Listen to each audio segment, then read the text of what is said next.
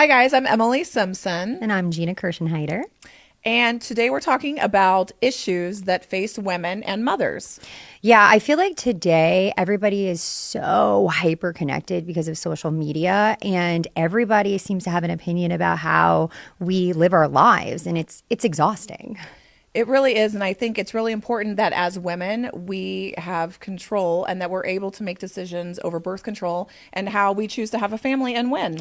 Absolutely, yes. And I feel like it is a very weird, uncomfortable thing for me to feel like any politicians or politics would determine or make decisions for me about my body. Exactly. So tell me I know some of your dating history. I know about your ex-husband. There is an ex-husband, yeah. There is no children with your ex-husband. No, that worked out really well for me, just to let you know, because I feel like my life with Shane when we were first married was very messy because he had children and an ex and everything. So complicated. It worked out. I mean, it's a clean break. It was it was. And my first husband was a nice guy. Yeah. He was just never around because he was active military. Yeah. So he was just gone the whole time I was in law school. So it wasn't really a marriage. He was real nice to look at. He was a Marine. He was real nice. I've seen a picture. It was very physically fit. Yeah, he was physically fit. Yeah, it was good. But before that, I mean, I would say I was...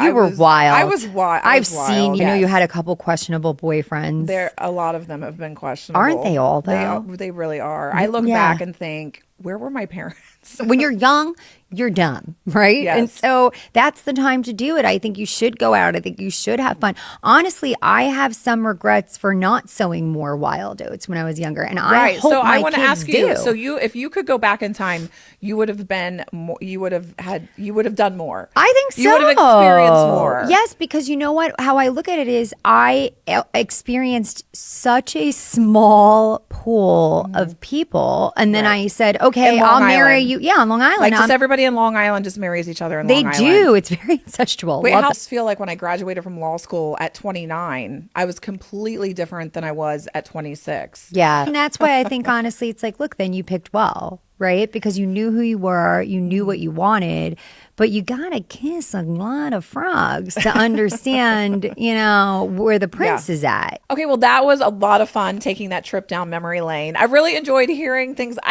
about you that I did not know. I know. Who even knew there was anything left? Right. So we want to give a big thanks to the Americans for Contraception Education Fund for bringing the topic to the table so that we could discuss it. Yeah, we just feel that with all the discussions going on right now about access to birth control, we feel that how you decide to plan your family should be up to you. And let's leave the politics out of it. Right. Let's leave the politicians out of the discussion, keep it within your family, and make your own decisions. Yeah. And now we all know that Gina wishes that she was a hoe. And that Emily might have been a bit of one herself. Cut! I love you.